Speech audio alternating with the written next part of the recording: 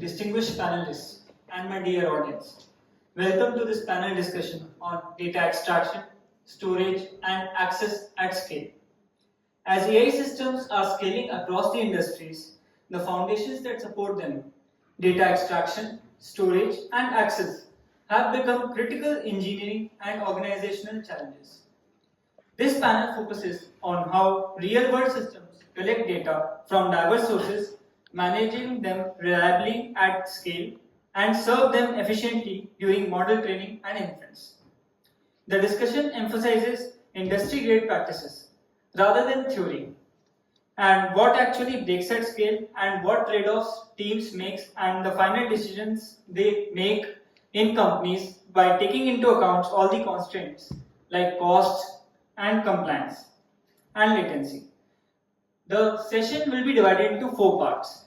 The first part will cover data extraction, next will be on storage and data management, and next segment will be on data access during training, and finally we will end the session by making discussion on synthesis and future directions.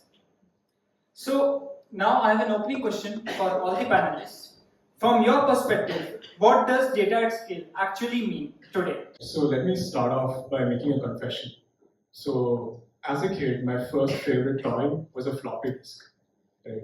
So back in the day when we had a look at it, it was one magical block of device that could hold a lot of data, right? But now we talk about terabyte scale data and also data lakes that kind of influence a lot of platforms that are running at scale right now. But the core problem hasn't changed at all, right? So what does this data actually have in terms of what it contains? Is it actually capturing the reality? And is it in a format that this machine can read and give you some useful insights out of it, right? Even in a lot of industries right now, including both medicine as well as in robotics, we don't have internet scale data, right?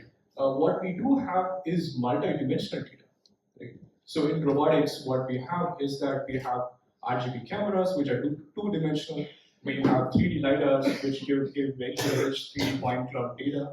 We also have IMUs and all of these other different type of sensors that are streaming really fast data points at scale, right? So how do you use this data and get some valuable insights out of it? So this is the actual misconception that one of my fellow panelists also spoke about. When I see or when I define scale, it's not about terabyte scale or terabyte scale data, but what does this data actually mean, right? So can we say for a fact that, hey, these are the data points that we need to look at, and these are the specific data points that actually influence a model to, let's say, do a specific capability. Are we able to do that at scale or not, right? So that is how I see it, right? So it's not about raw data, it's also about the organizational capability that we can see and derive from the data that we derive from all of these streams. Yeah. So it's a very good point raised by both of you. I have one question. In company, how exactly do you define the quality of the data that we, since we are speaking about we don't need more data but better data? Yeah, that's a good question. So the question is, how do you define good quality data, right? So I would anyway say that if you have so much data, you should have really good annotation protocols to say or define what exactly ground truth means, right? So for example, I'll take a very simple example. Let's say you're in a lab in, let's say, a hospital. And for example, if you're trying to automate a couple of, let's say, detection capabilities that you have within the hospital, maybe you're a different clinician and maybe he's a different clinician. You both been exposed to different experiences in the past, right? So you would have one opinion looking at the data versus he'll have another opinion looking at the data, and that itself has a lot of outliers in the data layer itself. Right? So how are you going to solve it? And the second thing is the annotation itself. So who's going to annotate it, and what are the protocols that you're going to use to annotate? So I think that is one primary area you would have to focus to get really good quality data. So what are the most critical type of failures that you have encountered in those data extraction pipelines, and how did those failures, let's say if they occurred in production or in some critical step, led you to change your data architecture? That's a good question. I'll give you two point of views. So one with the medical imaging, and the second would be in terms of robotics. Okay, so the first thing is medical imaging, right? So where is the data created first of all, right? So you have like scanners that actually generate the data that you use for your experiments, right? So for example, you also have multimodal scanners which are available today for diagnosis, right? For example, you have CT, computed tomography, and also PET, which is positron emission tomography, right? So what you also do for mostly for cancer analysis and cancer diagnosis is use multimodal scanning, so that is PET-CT. Right? So the first common assumption sometimes happens is that you feel that the modalities are synced, right? So you say that hey, both the CT and the PET scan has a 100% overlap, so that you can directly start using it for some specific capability to train a model or so on and so forth. Right? That's not true at all. The second thing is the acquisition settings that you used for the scanner itself. Right? For example, if you have a research lab and if it has multiple scanners which are manufactured by 3 different companies, let's say, right? So fundamentally, the way they capture data would be different. Right? There would be a small delta between these acquisitions in terms of the data that has been created itself. So in PET-CT, there is something called HU. So you would have to set the same intensities across all the scanners so that you get some level of uniformity in the scan itself. Right? And the third thing is, after you get your raw data, it's completely raw, right? It's binary data that you have in real time, 3-dimensional data. But how are you going to use it to process for multiple downstream applications? Right? So this is where pre-processing comes in, and you need to make sure that the same pre-processing pipeline that you run on one single acquisition pipeline needs to be run on all the other pipelines as well, so that you make sure that there is consistency in the data that is created. So that is the first part in terms of medical imaging. The second thing is in robotics, right?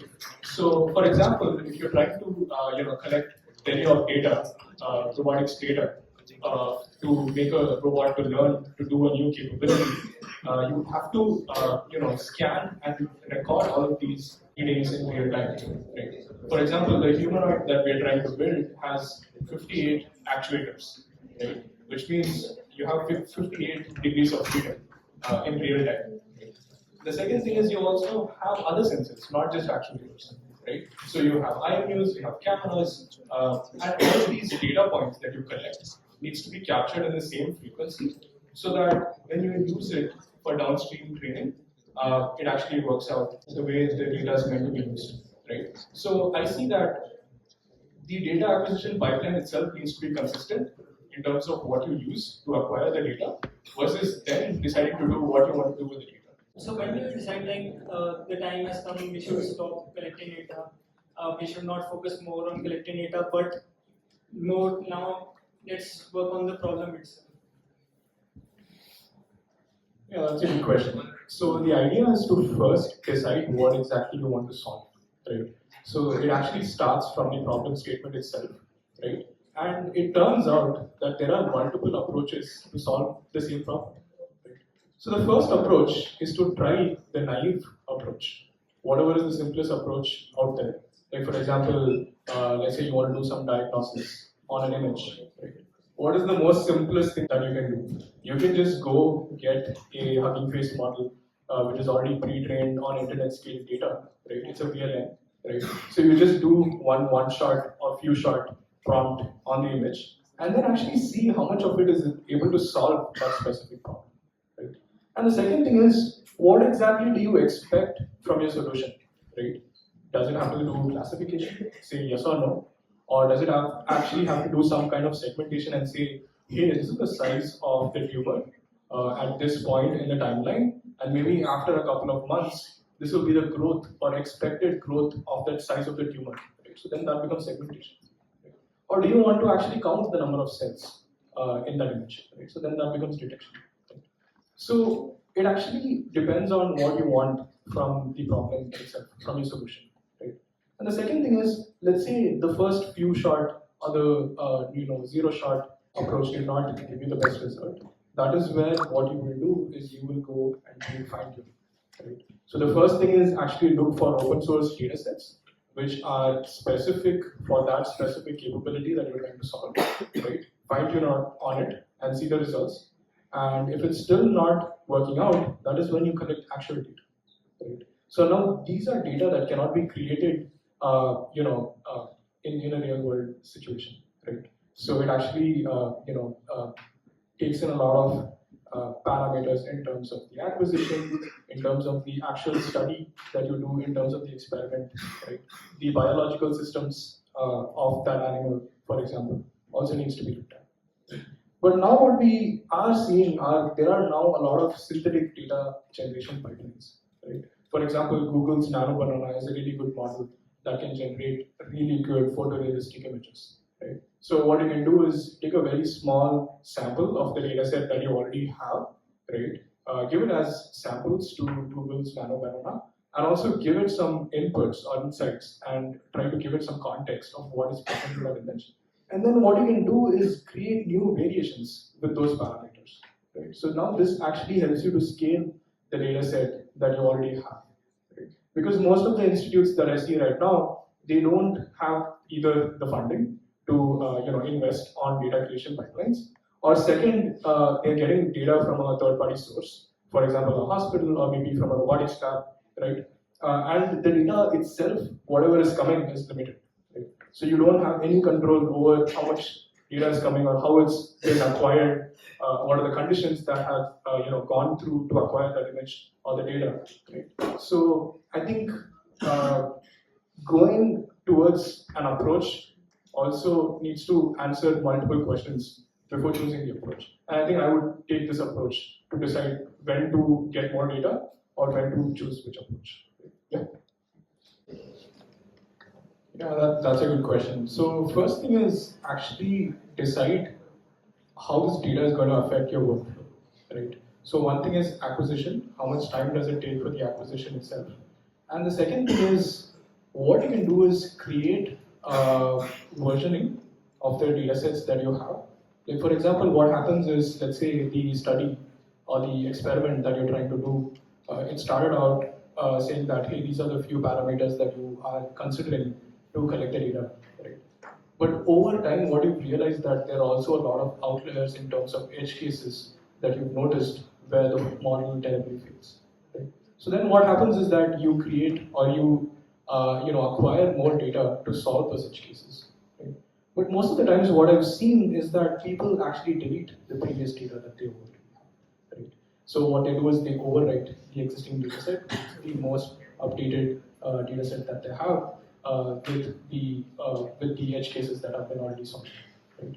But what you've noticed is that you will lose the contextual information of how the model started and where it is right now, and you would not be able to plot a graph to actually show what went wrong, what outliers in the data were missing previously, which you now have, right? And is it actually making any difference at all or not? Right? So in that case, I feel that the data set itself needs to be versioned in terms of both the versioning and second thing is the metadata, right? Because what happens is in a workflow, there are multiple engineers or researchers that are touching the same data points, right? So you have the same data set, and then there are a lot of different teams that are working on the same data set, using that data as an input, right? But what if there is another team B that did some pre-processing steps on the data set, and team A was not aware of it? So that fundamentally changes the distribution of data points in that data that you acquired. Right? So this is something that you would have to mention for sure that, hey, who acquired this data, who touched this data, and what are the changes that were made in that data set. And the second thing is, now that you also have data, you can also include MLOps to automate your model training pipeline, right? So you have iterative acquisition in terms of data, right? So what it will do is it will start fine-tuning the model and then push that final good model into prod. Right? So I think these are some things that need to be added as a sanity check before you do any kind of storage also. Yeah.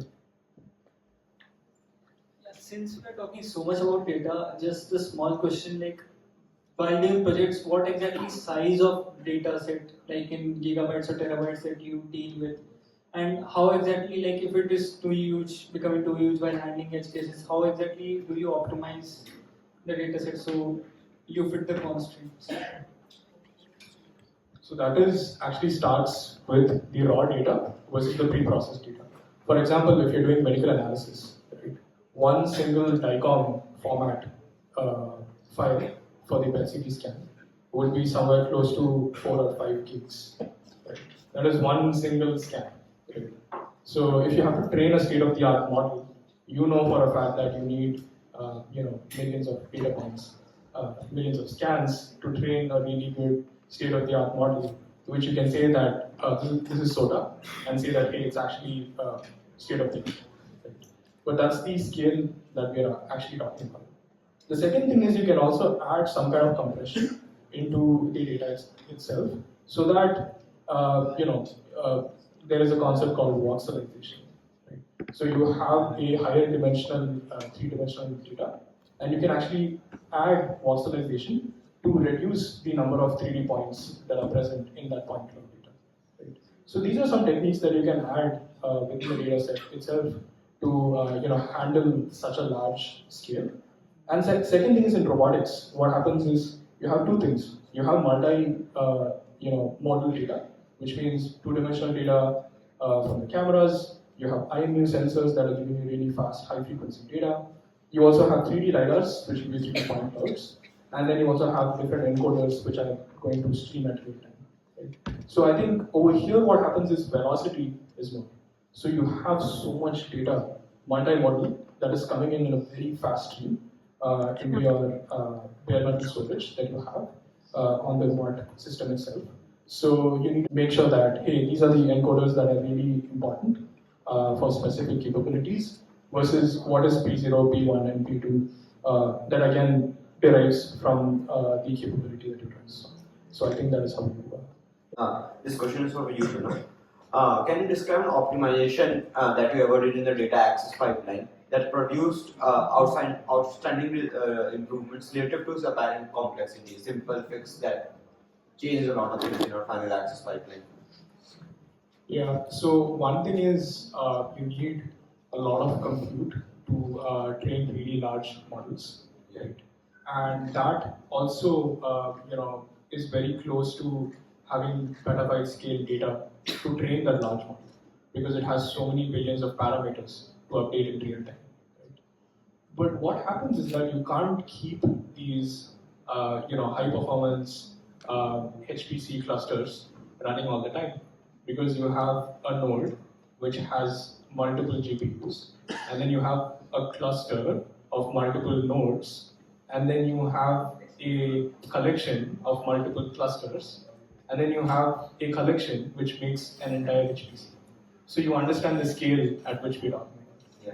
So if you say that this entire HPC itself will have somewhere in the order of thousands of NVIDIA CUDA accelerated GPUs, right? And each of these GPUs would have close to 48 gigs of VRAM, right? So just think of that. So the second thing is you need to ingest data into the HPC to actually train the model, right? So you're loading this really large model on the VRAM, on the HPC itself, and then you would want to load the data, right?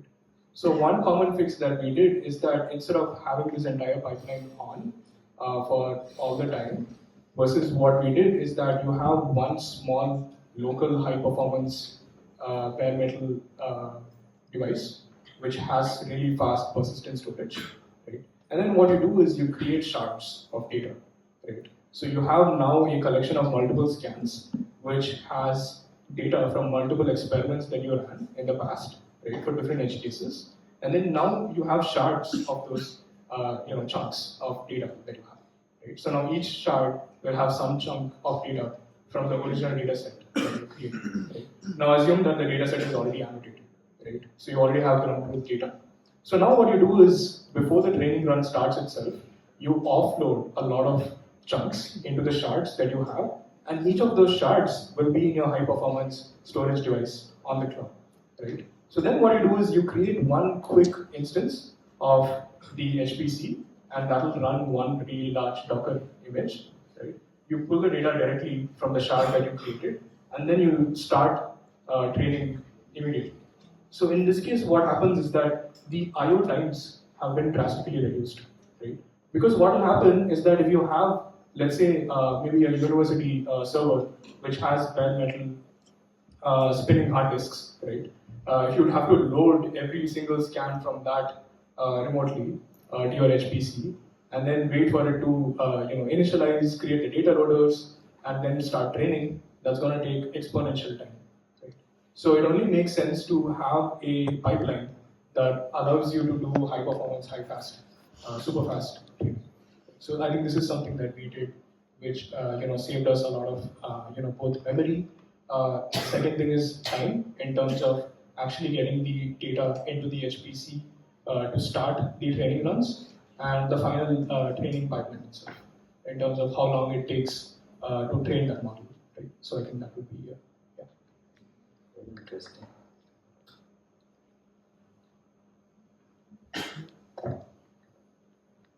Yeah, very good answer. It seems whole computer science gets connected. All this comes in domain of organization and architecture, where we work basically on reducing the access time of memory. So advancements there utilized here. Yeah. But now that conception has totally changed over all of these years. I would say that a small data set, maybe 5 or 6 gigabytes, but it's really good in terms of annotations. It's rich. It has gone through multiple segments of testing in terms of different folks that have already had access to the data, right? And so this data is actually validated. Right? So now that you trained a model and it actually solved a specific use case, a specific edge case, right? So I would say that instead of having more data with really bad annotations, it's good to have a small data set which gives more contextual information to any model that you're going to use to train it. So another common question for all the panelists. So right now we have discussed on 3 areas: storage, access, and extraction. So what do you think out of these areas is going to become a bottleneck for the industry in the coming few years? And why do you think so? It can be a drone, it can be a quadruped, it can also be a bipedal robot that you're trying to build for a specific capability. Right? So there are 3 ways in which you can acquire data for this. Right? So I would think of it as a data pyramid. Right? The most bottom part of the pyramid is open source data sets that are already available from universities like CMU, Stanford, MIT, ETH Zurich, and all of that. Right? They've already recorded or created tens and thousands of hours of teleop data of robots doing general purpose tasks. Right? The second thing is actually the synthetic dataset creation pipeline itself. And now NVIDIA has recently launched NVIDIA's i6 Sim. Right? So now what you can do is you can create a 1:1 photorealistic model of your entire robot within NVIDIA's i6 Sim environment itself. And then what you can also do is use 3D design software that you can use to recreate your environment in which you think the robot needs to be deployed. Right? So now you have a 3-dimensional photorealistic environment of your robot learning to do a lot of these tasks using reinforcement learning. And now during this learning, what you can also do is collect data. Right? So when it's trying to do different capabilities, you can also collect data and then you can form a structured data set out of it. And then now you also have synthetic data which you can use to boost the model on specific capability. And the third, the last on the top, the sharp point in the pyramid, is actual rich teleop data that you collect within your lab itself, right? So you actually have a model, your hardware model of the robot, and you're making it to do, a human is controlling the teleop robot, to do all of these tasks, and then you record the data from that. So now you see that there are 3 different levels of data. Now it only makes sense that you have the right ratio